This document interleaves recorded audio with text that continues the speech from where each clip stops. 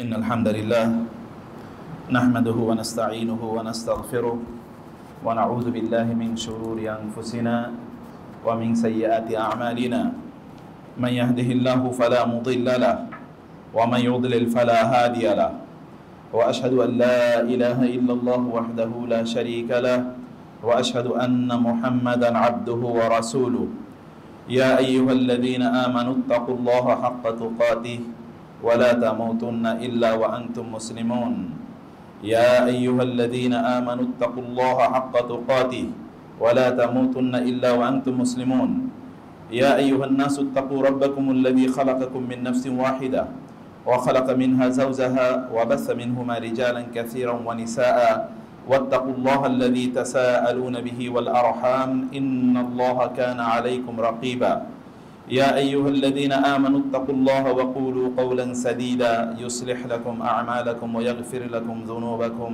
ومن يطع الله ورسوله فقد فاز فوزا عظيما أما بعد فإن أصدق الحديث كتاب الله وخير الهدي هدي محمد صلى الله عليه وسلم وشر الأمور محدثاتها وكل محدثة بدعة وكل بدعة ضلالة وكل ضلالة في النار أما بعد فأعوذ بالله من الشيطان الرجيم بسم الله الرحمن الرحيم يا أيها الذين آمنوا اتقوا الله ولتنظر نفس ما قدمت لغد واتقوا الله إن الله خبير بما تعملون ولا تكونوا كالذين نسوا الله فأنساهم أنفسهم أولئك هم الفاسقون وقال النبي صلى الله عليه وسلم الكيس من دان نفسه وعمل لما بعد الموت والعاجز من أتبع نفسه هواه وتمنى على الله মহান আল্লাহ সুবহানাহু ওয়া তাআলা শুকর আদায় করছি তিনি আমাদেরকে সালাতুল জুমআ এবং আয-যিকর ক্বাবলাল জুমআ এর জন্য মসজিদে আসার তৌফিক দান করেছেন বলছি আমরা আলহামদুলিল্লাহ এবং রাসূলুল্লাহ সাল্লাল্লাহু আলাইহি ওয়াসাল্লামের উপর দরুদ এবং সালাম বর্ষিত হোক আল্লাহুম্মা সাল্লি ওয়া সাল্লিম আলা নবিয়িকা মুহাম্মদ আল্লাহুম্মা সাল্লি আলাইহি আল্লাহুম্মা বারিক আলাইহি।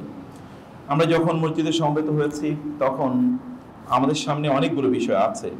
এর মধ্যে একটি বিষয় হচ্ছে বাংলাদেশের দক্ষিণ পূর্ব অঞ্চলে বিশেষ করে নোয়াখালী এবং কুমিল্লা এই গ্রেটার দুটো অঞ্চলকে কেন্দ্র করে যেই পরিমাণ মানবিক বিপর্যয় এবং প্রাকৃতিক দুর্যোগ তৈরি হয়েছে সেটি আমাদের সবাইকে কাঁদায়। যখন আমরা দেখি লাশগুলো ভেসে উঠেছে, তাদের স্বজনরা লাশগুলো চিৎকার করে তারা তুলছে, এমনকি যখন দেখি লাশগুলো কবরস্থ করার মতো মাটি খুঁজে পাচ্ছে না, অথবা লাশগুলোকে দাফন করার মতো কাপড় তাদের সামনে নাই, অথবা তারা খুঁজে পাচ্ছে না তাদের স্বজনকে। বিদেশ থেকে যখন কেউ চিৎকার করে বলে, কখন সোশ্যাল মিডিয়াতে লাইভ করে বলে যে আমার যা লাগে সব দেবো, কিন্তু আমার মাকে খুঁজে পাচ্ছি না, একটু মাকে খুঁজে দাও তোমরা, অথবা আমার স্ত্রীকে খুঁজে পাচ্ছি না, আমার সন্তানদের সাথে কানেক্টেড হতে পারছি না গত কয়েকদিন, তারা বেঁচে আছে নাকি মরে গেছে তাও জানি না, একটু খবর দেন, যা লাগে তাই করবো। মানুষ যখন অসহায় হয়ে বলে যে আমি গত 20 বছর ধরে যত ইনকাম করেছি সব এক নিমিষে এক মুহূর্তে সব শেষ হয়ে গেছে, আমি কি নিয়ে বাঁচবো জানি না, যখন লোকেরা বলে যে আমাদের স্বজনকে খুঁজে পাচ্ছি না, যখন স্ত্রী তার স্বামীর লাশ খুঁজে পায়, যখন সন্তানরা তাদের মায়ের লাশ খুঁজে পায়, যখন একজন মা তার সদ্য ভূমিষ্ঠ সন্তানকে লাশ হিসেবে তার সামনে দেখতে পায়, যখন বাবা দেখতে পায় তার সন্তানগুলোর লাশ ভেসে উঠছে তাদের সামনে, তখন কত কষ্ট। এটা কেবল যারা এগুলো দেখেছে অনুভব করেছে তারা ছাড়া আর কেউ বুঝে না। ওয়ালানাবলুওয়ান্নাকুম বিশাইইম মিনাল খাউফি ওয়াল জু' ওয়া নাকসিম মিনাল আমওয়ালি ওয়াল আনফুসি ওয়াস সামারাত ওয়া বাশশিরিস সাবিরিন আল্লাযীনা ইযা আসাবাতহুম মুসিবাতুন ক্বালু ইন্না লিল্লাহি ওয়া ইন্না ইলাইহি রাজিউন উলাইকা আলাইহিম সালাওয়াতুম মির রাব্বিহিম ওয়া রাহমা। আল্লাহ সুবহানাহু ওয়া তাআলা তিনি বলেছেন তিনি আমাদেরকে পরীক্ষা করবেন। তিনি জানেন যে আমরা পরীক্ষায় কতটুকু ধৈর্য ধরার ক্ষমতা আমাদের আছে, কারণ তাও তো তার পক্ষ থেকে আসে। ওমা তাওফীকি ইল্লা বিল্লাহ আলাইহি তাওয়াক্কালতু ওয়া ইলাইহি উনীব। তিনি আমাদেরকে শিখিয়েছেন এবং বলেছেন। আবার তিনি বলেছেন লা ইউকাল্লিফুল্লাহু নাফসান ইল্লা উসআহা। নিশ্চয়ই আমাদের সামর্থ্যের মধ্যে এটা আছে। আমাদের কাজ হচ্ছে ধৈর্য ধরা এবং আমাদের কাজ হচ্ছে দোয়া করা। তার পাশাপাশি প্রিয় ভাইরা, মনে রাখতে হবে যে এখন রাষ্ট্রীয় উদ্যোগ থেকে শুরু করে ব্যক্তিগত উদ্যোগ পর্যন্ত ওইখানে যারা অসহায় মানুষ আছে তাদের জন্য আমরা ছুটে যাচ্ছি, কখনো ত্রাণ নিয়ে, কখনো তাদেরকে উদ্ধার করার জন্য। পানি কমে যাচ্ছে অথবা কমবে আলটিমেটলি ইনশাআল্লাহ, কিন্তু তারপরে কি হবে? মানুষের তো ঘর বাড়িও নাই থাকার মতো, তাদের যে গবাদি পশুগুলো এমনকি হাঁস মুরগি এগুলো পর্যন্ত নাই, তাদের যে বিছানা, যে বিছানায় শুইতো সেই বিছানাও তো নাই, তার যে বালিশের উপর মাথা দিত সেই বালিশটাও তো নাই, তিনি যেখানে থাকবেন সেটা তো নাই, টিনগুলো হয়তো উড়ে গেছে, টিনগুলো হয়তো ভেসে গেছে, অথবা দেয়ালগুলো ধসে পড়েছে। এরকম একটি অবস্থায় মানুষের ছোটখাটো ব্যবসা বাণিজ্য ছিল সেগুলো তো কিছুই নাই আসলে, এমনকি তার ঘরে যে আসবাবপত্র ছিল তাও তো নাই, তার বাসন কোসন এগুলো নাই, তার হাঁড়ি পাতিল এগুলো কিছুই নাই, অথবা অধিকাংশই নাই।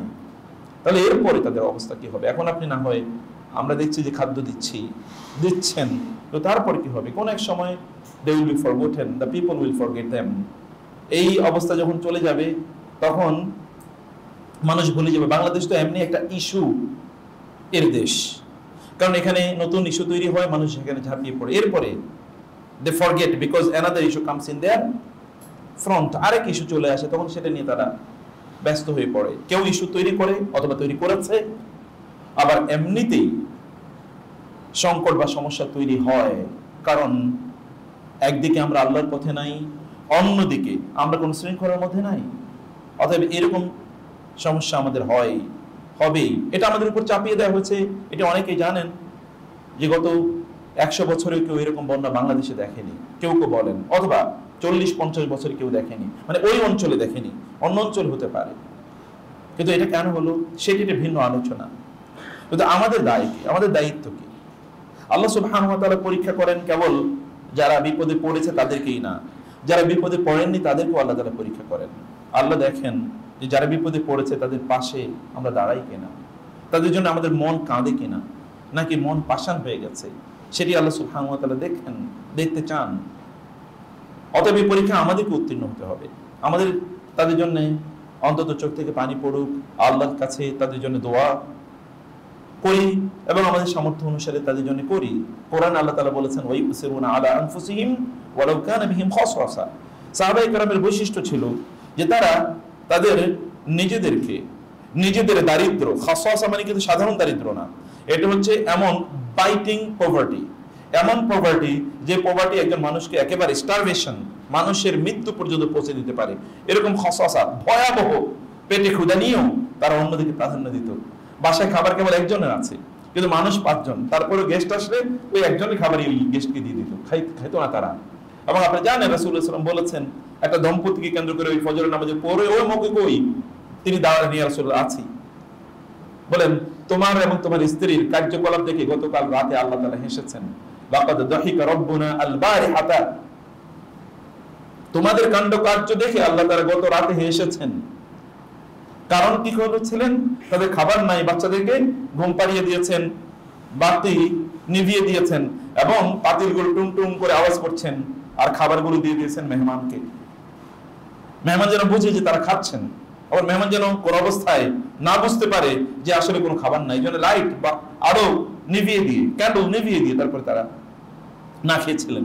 এটাই আমাদের চরিত্র। আল্লাহ সুবহানাহু ওয়া তাআলা বলেছেন যে তারা দান করে সম্পদ, আলা হুব্বিহি মিসকিনাও ওয়া ইয়াতীমা ওয়া আসীরা ইন্নামা নুতঈমুকুম লিওয়াজহিল্লাহ লা নুরিদু মিনকুম জাযাআন ওয়ালা শুকুরা।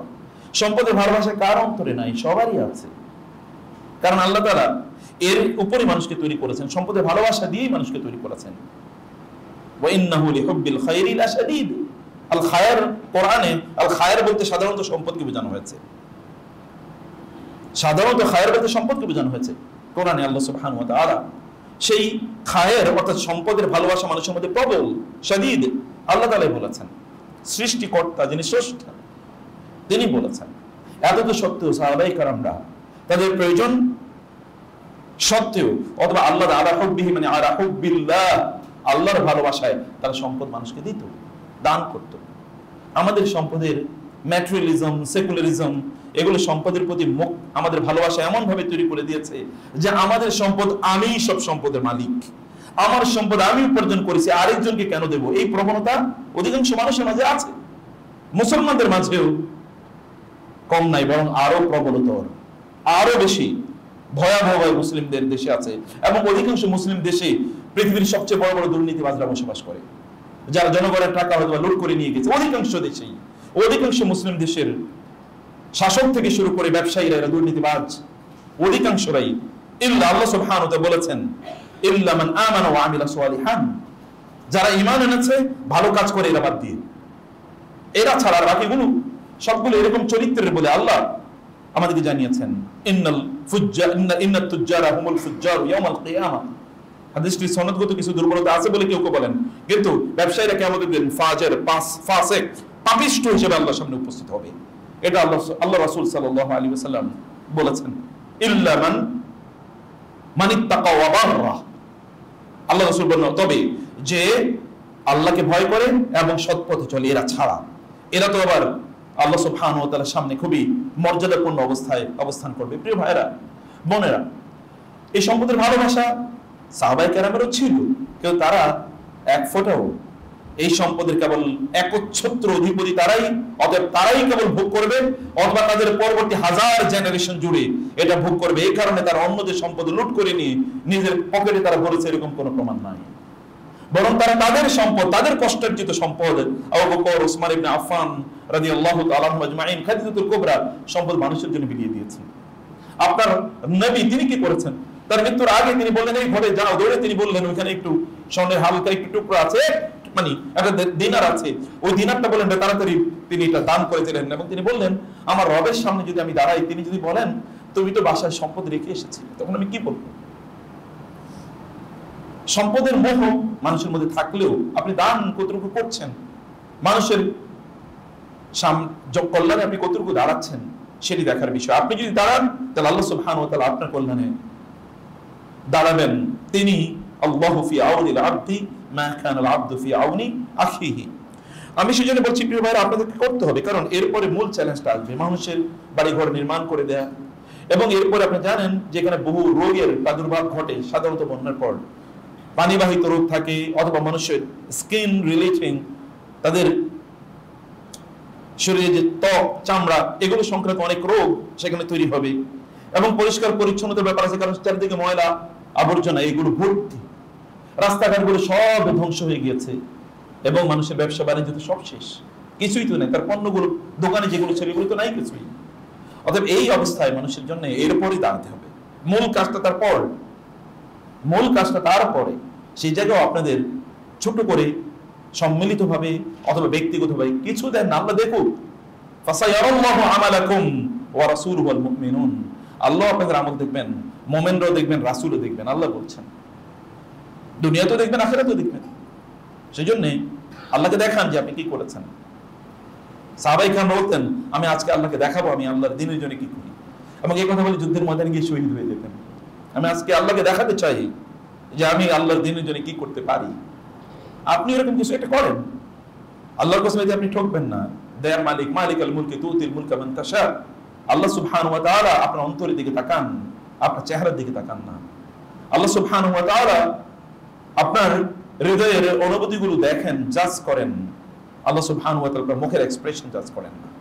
মুখ দিয়ে তো কথাই বলে লোকেরা। আল্লাহ সুবহানাহু ওয়া তাআলা এই জাতীয় ইয়াকুলুনা বিআফওয়াহিম মা লাইসা ফি কুলুবিহিম, তাদের অন্তরে জানাই, এর মুখ দিয়ে তারা তা প্রকাশ করে। অন্তরের অভিব্যক্তি একরকম, মুখের অভিব্যক্তি আরেক রকম। মোস্ট অফ দ্য পিপলের অবস্থা এরকম। সেরকম হওয়ার দরকার নেই। অন্তর দিয়ে অনুভব করে মানুষের জন্য কিছু করার জন্য এগিয়ে যাবেন, এটি আমাদের প্রত্যেকের দায় এবং দায়িত্ব। ২ নম্বর বিষয় হচ্ছে, আমরা একটা পরিবর্তিত রাষ্ট্র ব্যবস্থায় বসবাস করছি, সেখানে আমাদেরও কাজ আছে। জানো, আমরা এখানে এটা নির্মাণের জন্য আমরা কিছু কাজ করি। আপনার সমাজ, আপনার পরিবার আপনি নির্মাণ করেন। মনে রাখবেন, আসুলতানু জিল্লুল্লাহি ফিল আরদ। একজন সৎ শাসক, একজন আল্লাহওয়ালা দিনদার শাসক একটা সমাজের জন্য আল্লাহর পক্ষ থেকে নেয়ামত। আল্লাহ রাসূল সাল্লাল্লাহু আলাইহি ওয়াসাল্লাম বলেছেন, আসুলতানুল আদিলু যুল্লু, আসুলতানুল আদিলু, মানে যেই সকল ব্যক্তিদের সাবআতুন ইউযিল্লুহুমুল্লাহু তাহতা যিল্লিহি ইয়াওমা লা যিল্লা ইল্লা যিল্লুহু, যেদিন আল্লাহর ছায়া ছাড়া কোনো ছায়া থাকবে না, সেদিন ৭ ব্যক্তিকে আল্লাহ তাআলা আরশের ছায়া প্রদান করবেন। তোমাদের ১ নাম্বার কে জানেন তো? আসুলতানুল আদিল, ন্যায়পরায়ণ শাসক। ন্যায়পরায়ণ শাসক সাধারণ ইস্যু না। আসুলতানু যিল্লুল্লাহি ফিল আরদ।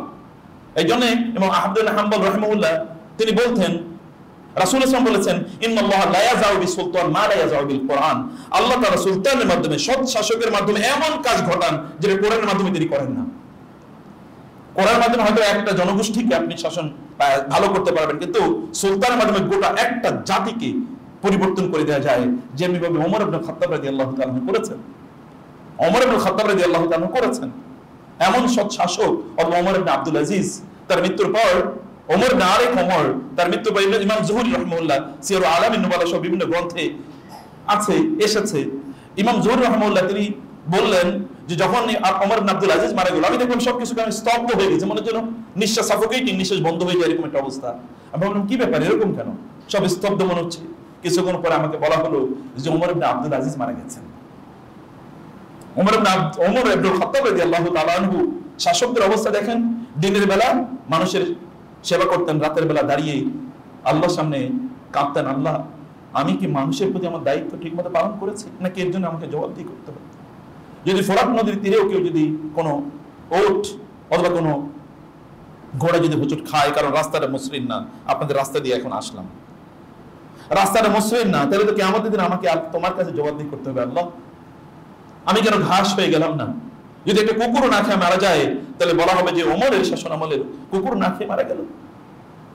তিনি দিনের বেলা কাজ করতেন, ঘুমাতে পারতেন না, রাতের বেলা ঘুমাতে পারতেন না। যদি আল্লাহর সাথে সম্পর্ক নষ্ট হয়ে যায়, তিনি একজন বৃদ্ধা নারীর ঘরে যেতেন, প্রতিদিন সকালে ফজর নামাজের পর তার জামা কাপড়গুলো ধুয়ে আসতেন, ঘরটাকে গুছিয়ে দিয়ে আসতেন, খাবার ঠিক করে দিয়ে আসতেন। তিনি তার স্ত্রীকে নিয়ে গেলেন, একজন বাইরে থেকে একজন লোক আসলো, তিনি মদিনা এখনো ঢুকেন নাই, মদিনার বাইরে তিনি তার তাবু গাড়লেন। ওমর সেদিকে যাচ্ছিলেন জানার জন্য নতুন কে আসলো, শুনলেন তার কথা এবং শুনলেন যে তার স্ত্রী প্রেগন্যান্ট, আজকেই তার হয়তো লেবার পেইন উঠেছে। তিনি বললেন তুমি থাকো, আমি দৌড়ে গেলাম, তার স্ত্রীকে নিয়ে আসলেন ওমর ইবনে খাত্তাব আমিরুল মুমিনিন এবং বললেন যাও এই ঘরে যাও, এই নারী আজকে লেবার পেইন উঠেছে, তার সন্তান হবে। তার স্ত্রীকে তিনি লাগিয়ে দিলেন, তিনি রান্না করে খাওয়াচ্ছেন এই লোকদেরকে, আর তার স্ত্রী লেবার পেইন এ সন্তান জন্মের জন্য দায়মা হিসাবে, যেটাকে আমাদের দেশে বলা হয়, তার কাজ করেছে। এরা আপনাদের জন্য আমাদের জন্য ব্লেসিং, এরকম লোক হওয়া দরকার। এবং এই জন্য রাসূল সাল্লাল্লাহু আলাইহি ওয়াসাল্লাম বলেছেন যাদের দোয়া আল্লাহ তাআলা প্রত্যাখ্যান করেন না, তোমাদের এক নম্বর হচ্ছে সুলতানুল আদিল, ন্যায়পরায়ণ শাসক। অতএব আমরা এখন শাসক বলতে কেবল রাষ্ট্রের প্রধানের কথা বলার প্রয়োজন নেই। আরবরা বলেন, সালাফরা বলতেন আন-নাসু আলা দীনি মুলুকিহিম,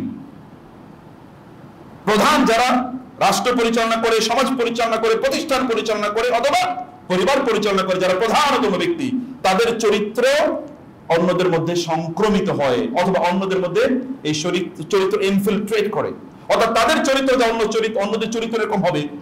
রাষ্ট্রের প্রধান যদি ডাকাত হয় তাহলে মানুষ ডাকাত হবে, রাষ্ট্রের প্রধান যদি আল্লাহ হয় মানুষ আল্লাহ হয়ে যাবে। যেমন ওমর ইবনে খাত্তাবের সময় হয়েছে, যেমন আবু বকর রাদিয়াল্লাহু তাআলার সময় হয়েছে। আল্লাহ রাসূল সাল্লাল্লাহু আলাইহি ওয়াসাল্লামের সবচেয়ে বড় কাজ কি ছিল? তিনি মানুষকে উন্নয়ন করেছেন। আল্লাহ সুবহানাহু ওয়া তাআলা বললেন সাহাবায়ে কেরামের ব্যাপারে, কাযারইন আখরাজা শাতহু ফাআযারাহু ফাস্তাগলাযা ফাস্তাওয়া আলা সুকি ইউজিবু যুরআ লিয়াগীযা বিহিমুল কুফার। সাহাবায়ে কেরামের চরিত্র কোরআনে আল্লাহ তাআলা বললেন যে যালিকা মাসালুহুম ফিত তাওরাতি ওয়া মাসালুহুম ফিল ইনজিল, তাওরাত এবং ইনজিলে সাহাবায়ে কেরামের চরিত্র আল্লাহ তাআলা বিধৃত করলেন, একই বক্তব্য কোরআনে এসেছে। তা হলো কাযারইন আখরাজা শাতহু, এটা হচ্ছে একটা ফসলের মতো অথবা একটা বীজের মতো। এই বীজটাকে আপনি রোপণ করলেন, রোপণ করার পর এটা কেবলমাত্র এমনিতেই এটা একটি ইয়েতে পরিণত হয় না, একটা মহিরু একটা গাছে পরিণত হয় না, ফলজ গাছে পরিণত হয় না। এটাকে আপনার কি করতে হয়? এটা গ্র্যাজুয়ালি তারবিয়া যেটাকে বলে, গ্র্যাজুয়ালি এটাকে ডেভেলপ করতে হয়। একজন কৃষক যেমনি ভাবে তার গাছ থেকে তিনি পরিচর্যা করেন, এমন ভাবে পরিচর্যা করতে রাসূল পরিচর্যা করেছেন তার মানুষকে, এবং তিনি তাদের জন্য সর্বোত্তম এক্সাম্পল। সাহাবায়ে কেরাম রাসূলের কাছে এসে দেখে দেখে তারা শিখতেন কিভাবে কাজটা করতে হয়। এটা হচ্ছে একজন যিনি নেতৃত্ব প্রদান করেন তার বৈশিষ্ট্য। আমি বলবো যে আপনাদেরও দায়িত্ব আছে, যদি সমাজকে বিনির্মাণ করতে হয়, ভাইরা আমার, বোনেরা আমার, তাহলে আপনারা ভালো মানুষ হয়ে যান।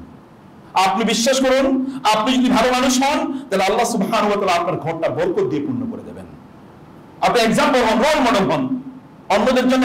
আপনাকে দেখে দেখে লোকেরা শিখুক, এরকম হন না। আমরা ভালো মানুষ হয়ে যাই, তাইলে আমাদের পরিবর্তন। আদারওয়াইজ আপনার কোনো পরিবর্তন দেখবেন না। আজকে এটা কালকে ওটা, ওই ঘুরে ফিরে মুদ্রার এই পিঠ ও পিঠ বলা হয়, এরকম কোন একটা মুদ্রার এই পিঠ ও পিঠের মতো পরিস্থিতি যেন আমাদের তৈরি না হয়, সেই ব্যাপারে আপনাদেরকে সজাগ থাকতে হবে।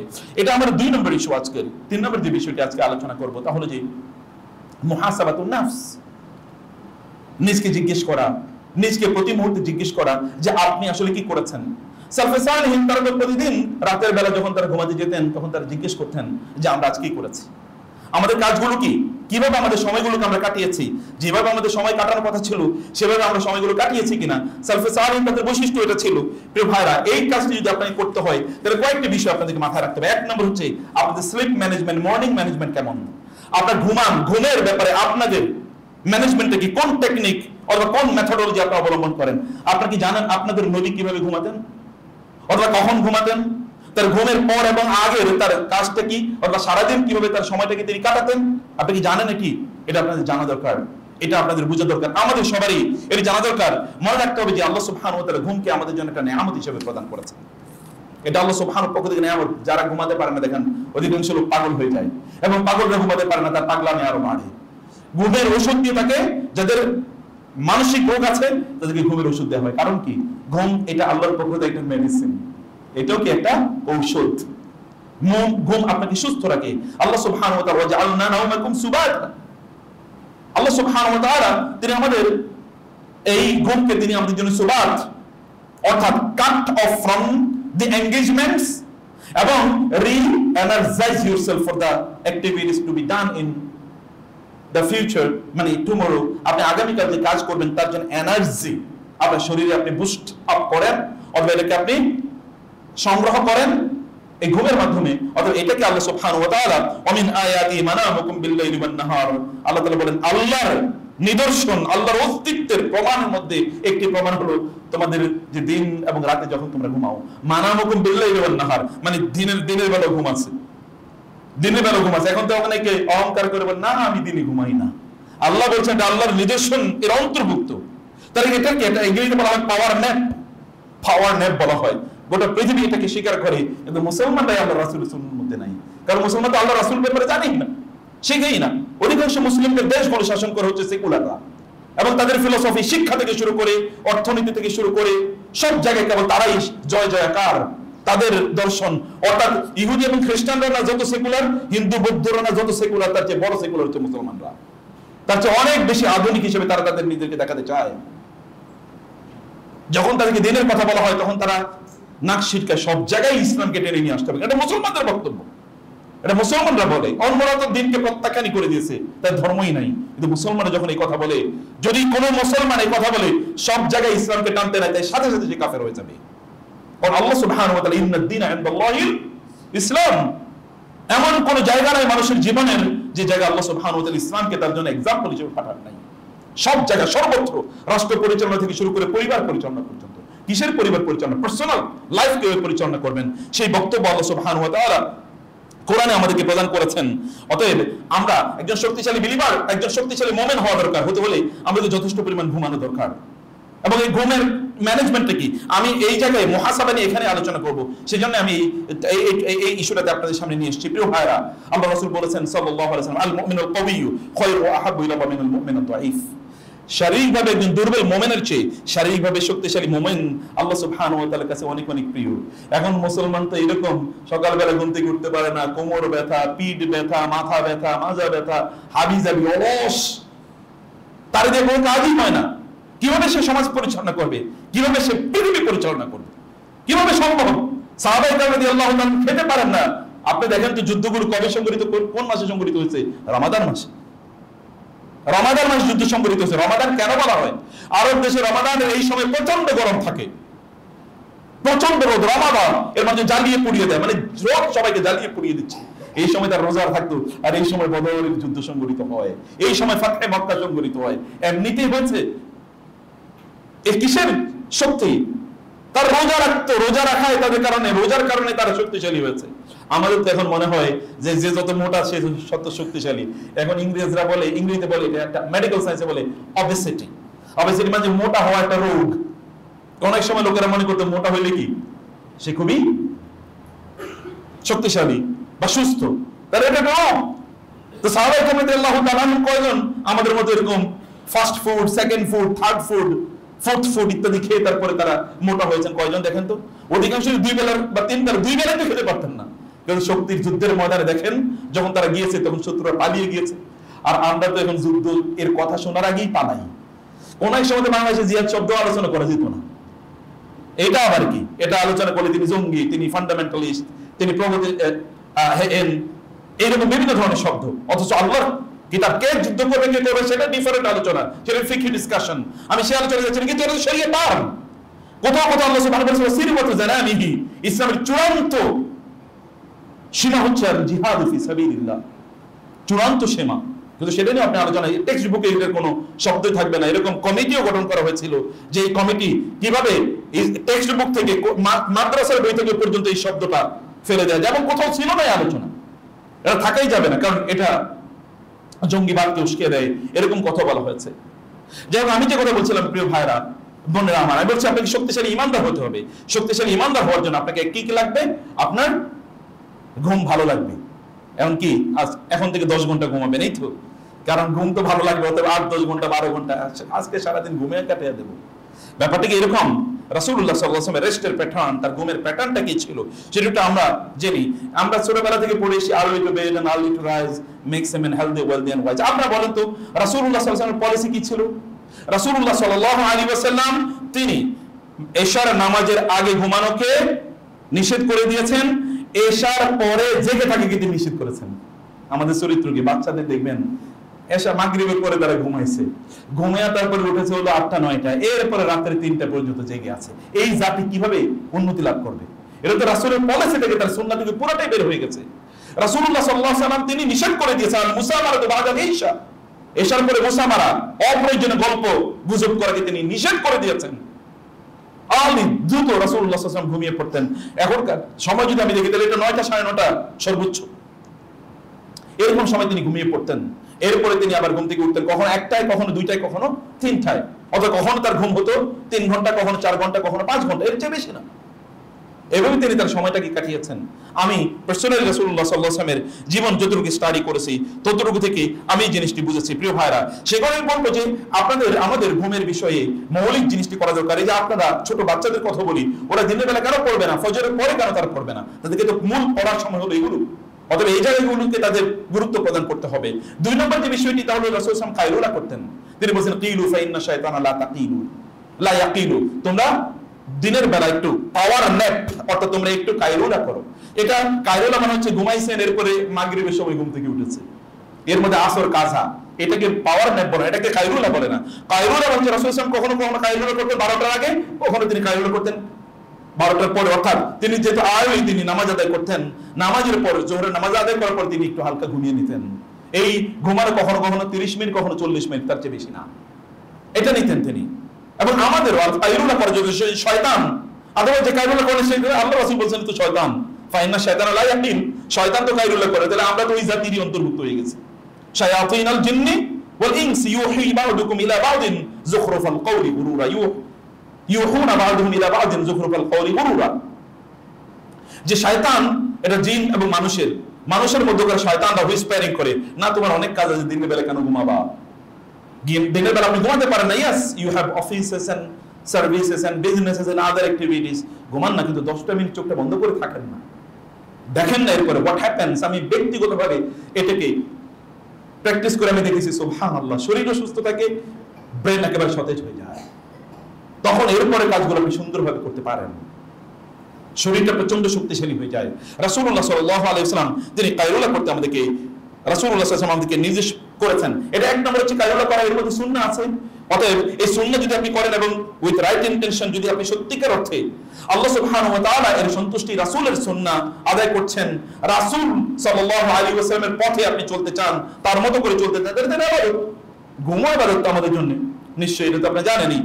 2 নম্বর বিষয় হচ্ছে যে কোন একজন ব্যক্তি তিনি যখন ঘুমান, এতটুকু তিনি ন্যাপ নেন, তাহলে পরবর্তী তার ব্রেনটা সতেজ থাকে, তিনি ভালো করে তার পরবর্তী কার্যকলাপগুলো করতে পারেন। প্রিয় ভাইরা, এইটা এরপরে আর্লি ঘুমিয়ে যাওয়ার কথা আমরা বলেছিলাম। রাসূল সাল্লাল্লাহু আলাইহি ওয়াসাল্লাম দুটো সময় তার ঘুমের, আমাদের তো মূল ঘুম হয় ফজরের পরে, এরকমই তো আমাদের পরিস্থিতি। এবং আমি মুসলমানদের কথা বলি, আমি ইহুদি খ্রিস্টানদের নিয়ে আমার কোনো কনসার্ন নাই, তাদের ইস্যু তাদের, কিন্তু আমি মুসলমানদের কথা বলছি, আপনাদের এবং আমাদের কথা বলছি, অথবা আমাদের চারপাশে যারা থাকে তাদের কথা বলছি। প্রিয় ভাইরা, আমরা ওদেরকে দেখেই অনুপ্রাণিত হই, ওফ অমুকের অত কিছু, আমার যদি হইতো। এটাই তো আমাদের মানসিকতা, মাথায় তো এটাই ঘুরে, এটাই আমাদের সামনে আদর্শ হিসেবে দেখানো হয়েছে। এবং এই আদর্শের পেছনে আমরা প্রত্যেকে ছুটে বেড়াচ্ছি দিন রাত, প্রত্যেকটা মানুষ ছুটে বেড়াচ্ছে এর পেছনে, এর বাইরে কোনো তার চিন্তাও নাই। দিন শেষে আপনার ভাবনা নাই যে আপনি কি জান্নাতের দিকে আগালেন নাকি জাহান্নামের দিকে আগালেন, মহাসাবা, যেটি আমি একটু পরে আসতেছি। এবং 3 নম্বর যে বিষয়টি বলছি ভাই, যদি আপনারা লেট নাইট, অতি রাত যদি আপনারা জেগে থাকেন তাহলে স্বাস্থ্য শেষ করে ফেলবেন। আল্লাহ রাসূল সাল্লাল্লাহু আলাইহি ওয়াসাল্লাম তার বয়স 62, তিনি রাতের অধিকাংশ সময় নামাজ দাঁড়িয়ে আদায় করেন। অথচ বালকি শরীর কিন্তু বালকি হয়ে গেছে, একটু মোটা হয়ে গিয়েছেন তিনি। বয়স যখন বাড়ে তখন শরীর একটু কি হয়, তখন শরীর একটু ভারী হয়ে যায়। তিনি একটু ভারী হয়ে পড়েছেন, তার পা গুলো ফেলে যেত, কারণ পা তাকে ধরে রাখতে পারত না এবং ফেটে যেত পা। কিন্তু তারপরে তাহাজ্জুদের নামাজ তিনি একটু কম আদায় করেছেন শেষের দিকে, না আদায় তো বেশি করেছেন। এমন না আমি আর আপনি গোল থেকে উঠতেই পারি না, মাথা ঘুরায়, ইত্যকার আরো কত ডিজিজ। হ্যাঁ, ডিজিজ হতেই পারে, ন্যাচারাল, এটা আনন্যাচারাল কিছু না, কিন্তু লাইফস্টাইল এর কারণে বহু ডিজিজ তৈরি হয়। লাইফস্টাইলের কারণে সিদ্ধান্ত নেন আমার বাসা রাত্রে 10টার পর কোনো আলো জ্বলবে না। আমি আগে 8:30 থেকে 10:30 ক্লাস নিতাম, পরে আমি বলে দিলাম যে 8টা থেকে আমার সকল ক্লাস হবে। আমি ক্লাসে রাত্রে বেলা ক্লাস নেই, 8টা থেকে 10টা, এবং 10টার আগে কখনো 10টা 1-2 হলো। গতকাল ক্লাস নিয়েছি 10টা 2 বা 3 এর মধ্যে আমি শেষ করে দিয়েছি, গতকাল না পরশু। আমি বলেছি এরপরে আর যাবো না, কারণ আপনাদের ঘুমিয়ে পড়তে হবে। আমি যেটা বলছি, আমি নিজেও প্র্যাকটিস করতে অনেক সময় পাই না, কিন্তু আপনাদেরকে বলবো ভাইরা প্লিজ, এটা আপনার রাসূলের সুন্নাহ, সুন্নাহকে ধরে রাখেন। মনে রাখবেন সুন্নাহ মেডিসিন, সুন্নাহর উপরে কোনো মেডিসিন লাগে না। সুন্নাহ মোতাবেক চলেই দেখেন আগামীকাল আপনার মেডিসিন লাগবে না। সুন্নাহ মোতাবেক চলেই দেখেন আপনার মেডিসিনের কতটুকু লাগে দেখেন, কারণ সুন্নাহ আল্লাহ সুবহানাহু ওয়া তাআলা আমাদের জন্য মেডিসিন হিসেবে পাঠিয়েছেন। এটা ন্যাচারাল লাইফস্টাইল, এর বাইরে কোনো লাইফস্টাইল নাই। আমাদের আজকে যখন আমরা রাতের বেলা অনেক বেশি জেগে থাকি, তখন সুগার লেভেল বেড়ে যায়, হাই প্রেশার তখন তৈরি হয়, এবং মূলত লোকদের যে হতাশা ইত্যাদি তৈরি হয় মূলত রাত জাগার কারণে, মূলত হতাশা তৈরি হয়। যদি তিনি রাতের বেলা আগে ঘুমিয়ে পড়ে যদি তিনি সময় মতো উঠতেন এবং আল্লাহর কাছে চাইতেন, আল্লাহ তাআলা তার হতাশা সব দূর করে দিতেন। আল্লাহ সুবহানাহু ওয়া তাআলা বারাকা দিয়ে, বারাকা মানে আল কানা। আপনি দেখেন না চারদিকে আপনার যদি চোখ থাকে, ইন্না ফি যালিকা লাআয়াত লিউলিল আবসার লিউলিল আলবাব, চোখ যদি থাকে তাইলে উইথ ইররেসপেক্টিভ অফ ইউর, আপনার কাকে ভালোবাসেন কাকে পছন্দ করেন না এদিকে তাকানো দরকার নাই। আজকের চারিদিকের অবস্থায় তাকে দেখেন তো, এত হাজার হাজার কোটি কোটি যারা গন্ত তাদের অবস্থা কই। আবার এইগুলোতে আপনার কতটুকু কাজে লাগবে, কতটুকু আপনার কাজে লাগতো আসলে বলেন তো, আপনার কতটুকু প্রয়োজন ছিল, কেন আপনি এতটুকু পিছনে ঘুরলেন? তার মানে মানসিক রোগী, তার মানে লোকের মানসিকভাবে রোগী। অধিকাংশ লোকেই যারা অর্থের পেছনে ঘুরে, আল্লাহ তাআলা এদেরকে আব্দুদ দিনার আব্দুদ দারাহিম বলে আল্লাহ রাসূল এদিকে উল্লেখ করেছে। মানে যে না টাকা পয়সার দাস, আল্লাহর রাসূল বলেছেন সাল্লাল্লাহু আলাইহি ওয়াসাল্লাম, তাইবা আব্দুদ দিনার তাইবা আব্দুদ দিরহাম। তিনি বলেছেন তাইবা মানে যে আল মুতাব, ক্লান্ত হয়ে গিয়েছে, এর পেছনে ছুটতে ছুটতে কালান্ত, কামাসালিল কালবি ইন তাহমিল আলাইহি ইয়ালহাস ওয়া ইন লাম তাহমিল আলাইহি ইয়ালহাস। আল্লাহ তাআলা বললেন এটা হচ্ছে কুকুরের চরিত্রের মতো কিছু মানুষের চরিত্র, তুমি তার উপর বোঝা দাও তারপরও সে হাঁফাতে থাকবে, বোঝা না দিও তারপর হাঁফাতে থাকবে। একদল লোকের প্রচুর পরিমাণ, তারপরও তার লোকের অভাব নাই, আর একদল লোকের নাই, তিনি কি করেন এর পেছনে ছুটতে থাকেন। কেবল ছুটছে, কবেই ছুটা বন্ধ হবে কেউ জানে না। নো টার্গেট, নো প্ল্যানিং, কোনো কিছুই না, no destination you have demarcated for you. আপনি কোনো ডেস্টিনেশন নির্ধারণ করেন না। আমি বলবো যে আপনাদের কথা বলছি যে আপনার ডেস্টিনেশন কোথায় গিয়ে থামবেন এটা নির্ধারণ করুন, কত হলে আপনি থামবেন এটা নির্ধারণ করুন। আদারওয়াইজ আপনি মানসিক রোগী, এটা আল্লাহ রাসূলের কথা, আপনি মানসিক রোগী, অথবা আপনি ওগুলো দাস, আল্লাহর দাসত্ব ছেড়ে আপনি ওইখানে দাসত্ব আপনি তৈরি করে ফেলেছেন। অথচ এটা তো আপনার পূর্বপুরুষের চরিত্র কোনোদিন ছিল না, এটা পূর্বপুরুষের চরিত্র কোনোদিন ছিল না। আল্লাহ রাসূল সাল্লাল্লাহু আলাইহি ওয়াসাল্লাম তিনি কি এই দুনিয়ার এক্সাম্পল দিতে তিনি বলেন নাই যে দুনিয়ার মূল্য আল্লাহ সুবহানাহু ওয়া তাআলা লাউ কানাত দুনিয়া তা'দিলু ইনদাল্লাহি জানাহা বাউদাতিন, যদি এই দুনিয়া আল্লাহ সুবহানাহু ওয়া তাআলার কাছে এই গোটা দুনিয়ার সকল সম্পদ সহ আল্লাহর কাছে যদি মশার একটা দানার পরিমাণ সমান মূল্যবান হতো, তাহলে আল্লাহ তাআলা কোনো কাফের মুশরিককে এক ফোঁটা পানিও খাওয়াতেন না। ওটা মূল্যবান জিনিস তো, কিন্তু আল্লাহর কাছে কোনো মূল্যই নাই। কিন্তু তার পিছনে মুসলমানরা সবচেয়ে বেশি ঘুরছে, মুসলমানরা, তাদের আজকে পাগল হয়ে গেছে সব, তারা এর পেছনে ঘুরতে ঘুরতে। আপনারা আমরাও কিন্তু একই রোগের রোগী, সেই রোগ থেকে বের হওয়া দরকার। এগুলো কেন আমরা এই কাজগুলো করছি? ওই একই পরিস্থিতি আলটিমেটলি দেখেন কোন এক জায়গায় গিয়ে ম্যাটেরিয়ালিজম আমাদেরকে একেবারে পেয়ে বসেছে। প্রিয় ভাইরা, সেজন্য বলছি আমাদেরকে আর্লি ঘুমিয়ে যাওয়ার জন্য সর্বশেষ যে বিষয়টা আমি এটা বলবো যে এখানে আমাদের অনেকগুলো প্রবলেম তৈরি হয়। যেমন আপনি দেখবেন যারা একটু পরে ঘুম থেকে ওঠে মুখ খুবই খারাপ, আপনি ওদেরকে দিয়ে কোনো কাজ করাতে পারবেন না। যে ব্যক্তি, আপনি বড়দেরকে দেখেন ফজরের নামাজে উঠেছে, তিনি অনেক দূর হেঁটে এসেছেন, আবার বাজারে যান, আবার বাসায় কাজ করেন, আবার অফিসে আদালত করেন, সব করছেন, তাকে দিয়ে সব হয়। আর যে একটু পরে ঘুম থেকে উঠে ফজর করতে পারে না, 8টা 9টা 10টায় উঠে, ওঠার পরে দেখবেন তার মাথা ঘোরায়, চলতে মনে চায় না, খাবার দিলে এবার তার ক্ষুধা মন্দা, খাইতে মনে চায় না, কোনো কাজ যায় না, স্কুল কলেজ ইউনিভার্সিটি মাদ্রাসা কোথাও যায় না, কোনো কাজও করে না। এটা একটা বাদাইম্মা টাইপের। অধিকাংশ পোলাপাইন এরকম বাদাইম্মা হয়ে যাচ্ছে আমাদের দেশে। আপনাকে এরকম মানুষ তৈরি করলে চলবে না, আপনাকে খড়গহস্ত হতে হবে। লা তাদা আসওয়াকা আদাবান, আল্লাহ রাসূল বলেছেন তোমাদের সন্তানদেরকে তোমরা যদি আদব শিক্ষা দিতে চাও তাহলে তোমাদেরকে লাঠির ব্যবহার ছেড়ে দিলে চলবে না, লাঠি ঝুলিয়ে রাখো প্রয়োজনে। আল্লাহ রাসূল সাল্লাল্লাহু আলাইহি ওয়াসাল্লাম বলেছেন ঝুলিয়ে রাখো। দেখো যে দণ্ড, এই দণ্ড দিয়ে শয়তানকে অথবা শয়তানের চরিত্র যাদের মধ্যে আছে তাদেরকে ঠিক করে দিতে হয়। ইন্না লিশ-শাইতানি তাইফা ওয়া লিস-সুলতানি সাইফা। সালাফরা বলতেন যেমন শয়তানের এক দল আছে, আবার যিনি শাসন করবেন তার হাতে তলোয়ার আছে, তলোয়ার দিয়ে গুলোকে শাসন করা লাগে। অতএব শাসনের দণ্ডকে কোনোদিন ফেলে দিতে নাই। ভালোবাসবেন তো ভালোবাসবেন, জাহান্নামে ফাটায় ভালোবাসবেন নাকি? এরপরে দেখা যাবে যে ভালোবাসা কোথায় যায়।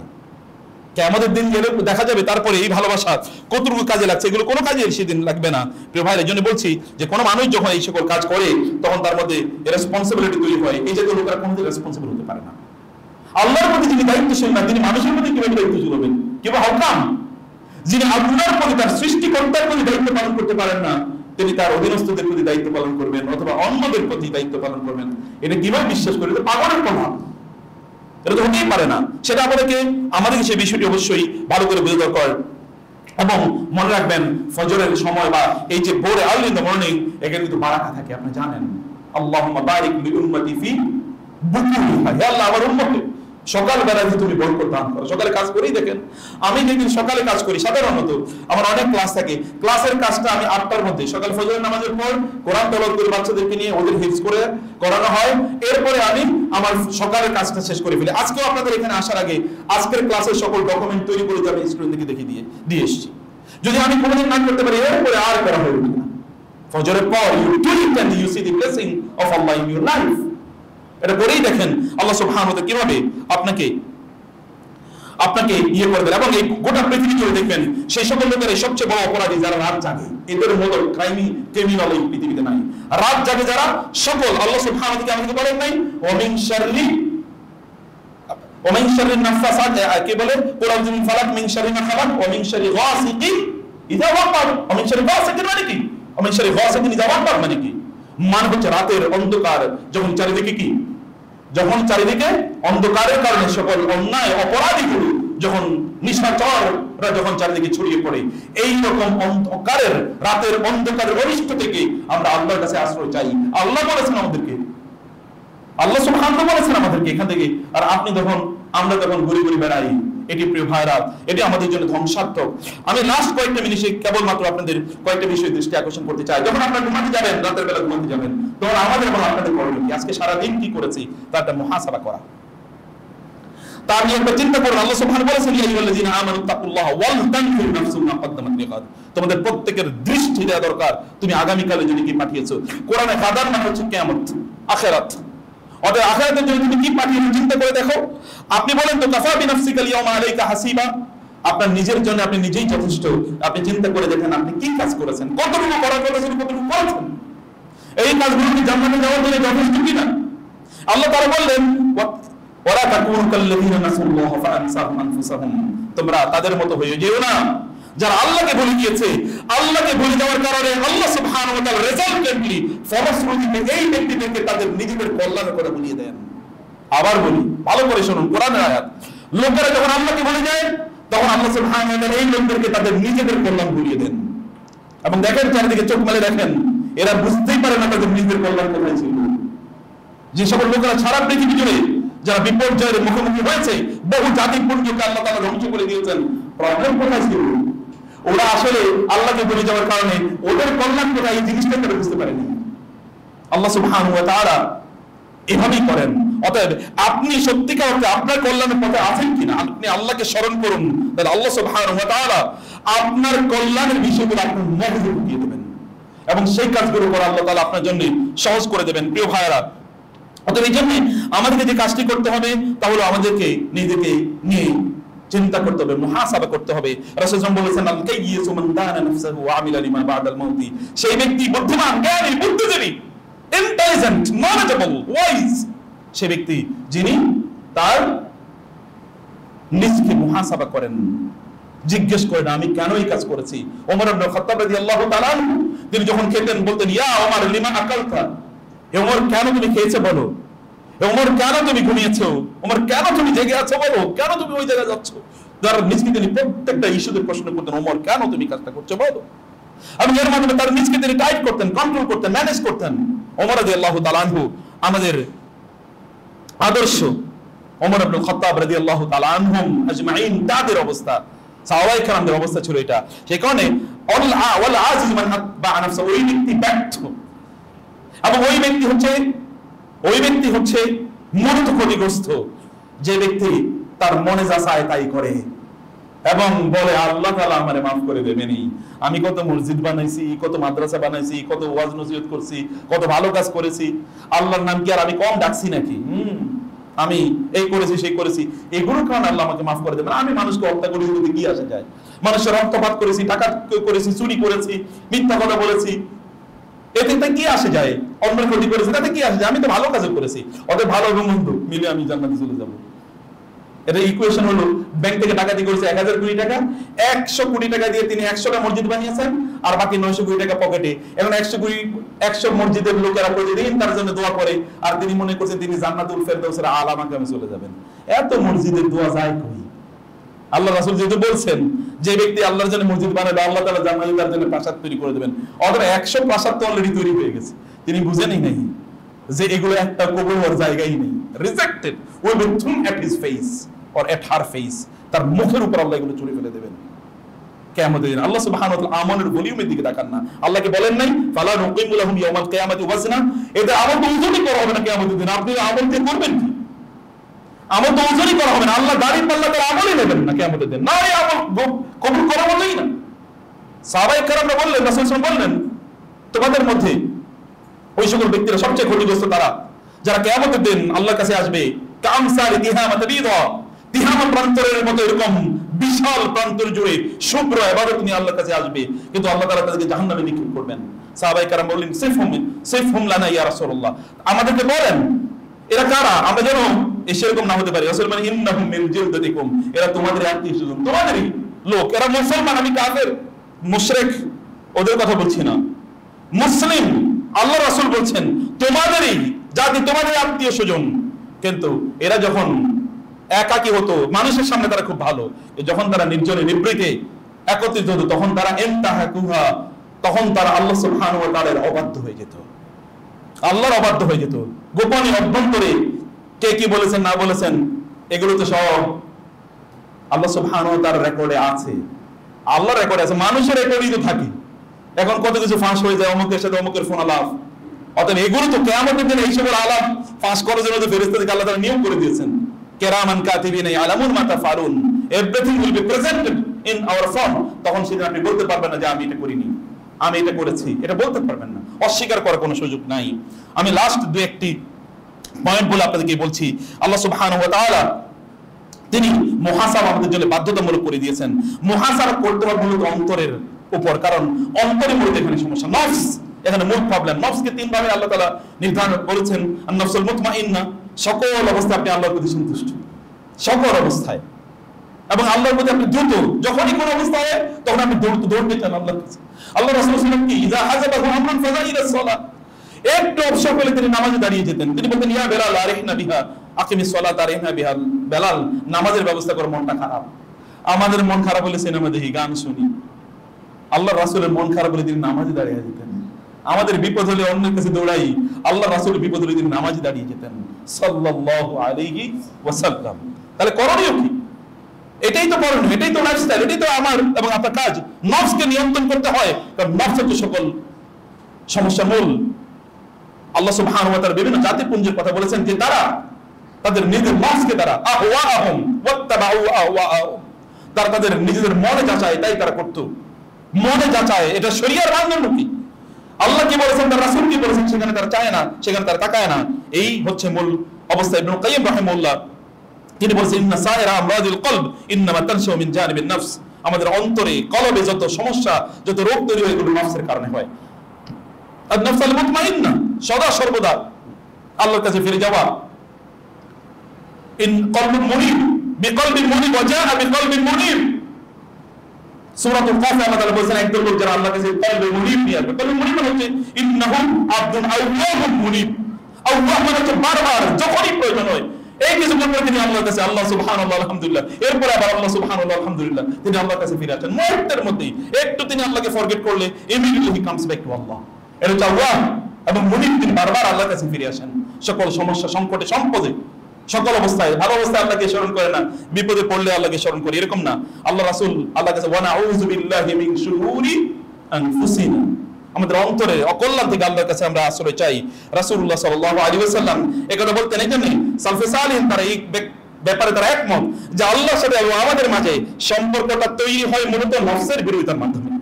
অতএব যারা নফসকে অনুসরণ করে এই সকল ব্যক্তিরা আল্লাহর সাথে ডিসকানেক্টেড হয়ে যায়। অতএব আল্লাহ এবং আমাদের মাঝে সম্পর্কটা ছেদ মূলত ঘটে হচ্ছে নফস, আর নফসের উপর ভর করে হচ্ছে শয়তান। এই কারণে আন-নাফসাল লাওয়ামা আন-নাফসাল আম্মারা নাফসা আম্মা ইন্নান নাফসাল আম্মারাতুম বিসু, নফস মানুষকে খারাপ কাজে আল্লাহ বলেছে আম্মারা না আমেরা। আম্মারা এটা ইসমুল মুবারাকা ইনসিলা, যারা মাদ্রাসায় পড়েন তারা অথবা আলেমরা তারা বুঝবেন আম্মারাতুন ইসমুল মুবারাকা, নট আম্মারুন আল্লাহাতুন। এই উজুনি ফাআলাতুন উজুনি আম্মারাতুন ব্যাপক পরিমাণে কারণ বলতেই থাকে নফস যে তুমি আল্লাহর অবাধ্য হও, অন্যভাবে তুমি চলো। নফসকে নফসে মনে কি এসে সেটা বলবেন না, আল্লাহ কি বলেছেন আল্লাহ রাসূল কি বলেছেন সেটা একবার দেখেন না। আমার মনে চাইছে যে আমি তাই করি, এটা তো মুসলমান স্লোগান না। মুসলমান স্লোগান হচ্ছে আমরা তাই করি, মা ক্বালা আল্লাহু ওয়া মা ক্বালা রাসূলুহু, আল্লাহ এবং আল্লাহ রাসূল যা বলেছেন আমরা তাই করি।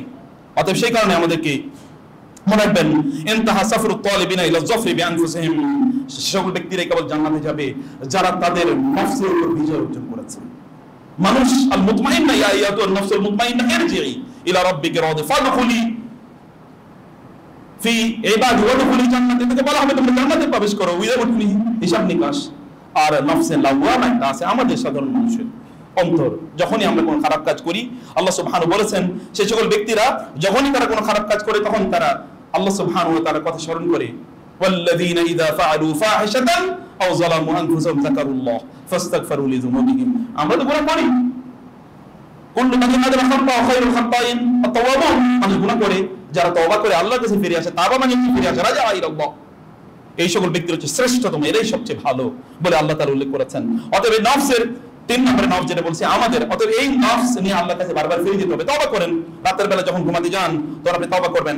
এই তওবা মানে হচ্ছে রাতে ঘুমাতে যান, এবার আপনি চিন্তা করেন যে আজকে আমি কি করি। ঘুমের আগে মোবাইল টিপানো বন্ধ করেন, ফেসবুক টিপানো বন্ধ করেন, গান শোনা বন্ধ করেন, গল্প করা বন্ধ করেন, আবিজাবি নিয়ে আলোচনা চিন্তা করা বন্ধ করেন। কোরআন তেলাওয়াত আছে না? ঘুমের আগে আজকার নাই, জিকির নাই। আল্লাহ রাসূলকে বলেন নাই যে ঘুমের আগে 100 আয়াত তেলাওয়াত করে সে গাফিলদের অন্তর্ভুক্ত হবে না? তিনি কি বলেন না কেউ যদি আয়াতুল কুরসি পড়ে তাহলে একজন ফেরেশতা থেকে সারা রাত পাহারা দেবে? তিনি কি বলেন না যে কেউ যদি ঘুমের আগে সূরাতুল বাকারা শেষের 2 আয়াত পড়ে তাহলে কাফাতা ওই গোটা রাতে আল্লাহ তাআলা তার জন্য যথেষ্ট হবেন, তার কোনো বিপদ হবে না? এটা কি রাসূল সাল্লাল্লাহু আলাইহি ওয়াসাল্লাম বলেন নাই যার যে চরম সত্যবাদী আল্লাহর সৃষ্টিতে আল্লাহর পরে আল্লাহর সৃষ্টি তার কেউ নাই? তিনি কি বলেন নাই? তিনি কি বলেন নাই সুবহানাল্লাহ আলহামদুলিল্লাহ আল্লাহু আকবার 3 বার করে পড়তে হবে তাহলে তুমি সবচেয়ে বেশি ধনীদের অন্তর্ভুক্ত হয়ে যাবে? এগুলো কি তিনি বলেন নাই? এগুলো তো আপনার ঘুমের আগের আজকার। তারপরে আপনি চিন্তা করেন আজকে আমি যা করেছি, কি করার কথা ছিল কি করি না, কি করেছি এটা চিন্তা করেন এবং আগামীকাল সিদ্ধান্ত নেন যে আমি আজকে যা করেছি আগামীকাল তার চেয়ে বেশি করব ভালো কাজ। আজকে যা করতে পারি তা আগামীকাল করব। মুহাসাবাতুন নাফস, হাসিবু আনফুসাকুম ক্বাবলা আন তুহাসাবু। ওমর রাদিয়াল্লাহু বলতেন তোমরা তোমাদের নিজেদেরকে আল্লাহর সামনে জবাবদিহিতার পূর্বে নিজেদের জবাবদিহি নিজেরা করো, নিজেকে জিজ্ঞাসা করো। আল্লাহ সুবহানাহু ওয়া তাআলা আমাদেরকে সত্যিকার অর্থে মুহাসাবা হওয়ার তৌফিক দান করুন। আল্লাহুম্মা আমিন। আকুলু কওলি হাদা ওয়া আস্তাগফিরুল্লাহ লি ওয়া লাকুম ওয়া লিসাইরিল মুসলিমিন ফাস্তাগফিরু ইন্নাহু হুয়াল গফুরুর রহিম।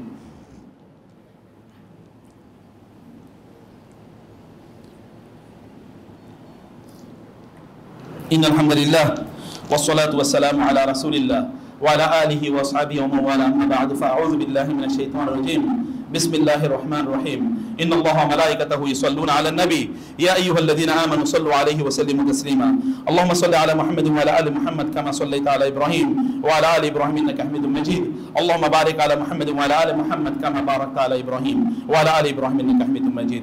নিজকে জিজ্ঞেস করতে সকল বিষয়ে, সকল ভালো কাজ, মন্দ কাজ, দুনিয়ার কাজ, আখিরাতের কাজ, সব বিষয় জিজ্ঞেস করতে হবে, কঠিন ভাবে ধরতে হবে নিজকে। আমরা অন্যের ব্যাপারে প্রচন্ড ভয়গ্রস্ত, অমনে কেন ভুল করলো দূরবীন দিয়ে দেখি। আমাদের ভাইদের, বিশেষ করে আমাদের সালাফি করেন অনেক ভাইদের উদ্দেশ্য হলো, কেউ একবার 2 ঘন্টা আলোচনা করেছে, 2 ঘন্টা আলোচনার মধ্যে 10 সেকেন্ড বা 5 সেকেন্ড স্লিপ অফ টাং কি একটা বলে ফেলেছে, এটা নিয়ে মাথায় ফেলবে। কিন্তু তিনি যে বলল 2 ঘন্টা বা 2 ঘন্টা ভালো কথা বললেন, একটু দেখবে না, মাসির মতো করে কাজ করে। খেয়াল রাখবেন, খবরদার, মানুষ তো ভালো কাজে করে, মন্দ কাজে করে, মানুষ ভুল করবেই। আপনি ভুল নিয়ে তার করে দেখবেন, মানুষের ভালো দেখুন, ভালো নিয়ে কথা বলুন, মানুষের ভালো দেখা দরকার। নিজকে চিন্তা করা দরকার, আমি কতটুকু করেছি, আর একজন ভুল করার আগে আমার নিজের ভুল ধরা দরকার। সালাফরা মানুষের ভুল করার আগে নিজের ভুল ধরতেন, যে সবচেয়ে বেশি তার নিজকে টাইট করে, তার নফসকে এমন ভাবে ধরে রাখবে যেন গলা টিপে মেরার মতো। ওই ব্যক্তি কেবল সফল না, কেউ সফল হবে না। হে আল্লাহ, তুমি আমাদেরকে সফলদের অন্তর্ভুক্ত করো, আমাদেরকে নিজেকে মুহাসাবা করার তৌফিক দান করো। আল্লাহ, আমাদের রাষ্ট্রীয় দুর্যোগ থেকে আমাদেরকে রক্ষা করো, রাষ্ট্রকে তুমি স্থিতিশীল করে দাও। আল্লাহ, আমাদের জন্য এমন শাসক তুমি নির্ধারণ করো যারা তোমাকে করবে এবং তোমার শরিয়া মোতাবেক এই রাষ্ট্রকে পরিচালনা করবে। আমাদেরকে সেরকম যোগ্য মানুষ হওয়ার তৌফিক দান করো। এরকম যোগ্য মানুষ আমাদের নিজেদের সন্তানদেরকে বানানোর তৌফিক দাও। আল্লাহ, আল্লাহ, আমরা যেন ভালো মানুষ হিসেবে তৈরি করতে পারি, নিজেদেরকে সেই তৌফিক দান করো। আল্লাহ, আল্লাহ, তুমি আমাদেরকে জাহান্নাম থেকে মুক্তি দাও, আমাদেরকে জান্নাতি বানিয়ে না বানিয়ে তুমি মৃত্যু দিও না। আল্লাহ, যখন মৃত্যু দেবে তখন তুমি জান্নাতি বানিয়ে আমাদেরকে মৃত্যু দিও। আল্লাহ, আল্লাহ, আমাদের পরিবার পরিজনকে সুখে রাখো। আল্লাহ, যারা বানভাসী মানুষ তাদেরকে তুমি রক্ষা করো। আল্লাহ, তাদের সকল বিপদ দূর করে দাও, তাদের পাশে দাঁড়ানোর তৌফিক আমাদেরকে দান করো। আল্লাহ, আল্লাহ, আমাদের রাষ্ট্রীয় বিপর্যয় থেকে আমাদেরকে রক্ষা করো। আল্লাহ, চারিদিকে শত্রুর থেকে আমাদেরকে রক্ষা করো। আল্লাহ, আল্লাহ, আমাদের সংকটে আমরা যেন আমাদের দিনের উপর আমরা দায়েম এবং কায়েম থাকতে পারি, সেই তৌফিক দান করো। আল্লাহ, এই মসজিদকে কবুল করে নাও। এটা প্রশস্ততার অনেক কাজ রয়েছে, এক্সপানশন অনেক কাজ রয়েছে। আল্লাহ, তোমার গায়েবী খাজানা থেকে এখানে তুমি মাদদ দান করো। আল্লাহ, এবং এর মাধ্যমে এখানকার কাজগুলো পরিপূর্ণভাবে সুষ্ঠুভাবে করার তৌফিক দান করো। এই অঞ্চলকে, গোটা অঞ্চলটাকে এই মসজিদের মাধ্যমে তুমি আলোকিত করে দাও। এখানকার ব্যবস্থাপনা যারা আছেন তাদেরকে তুমি বারাকা দান করো।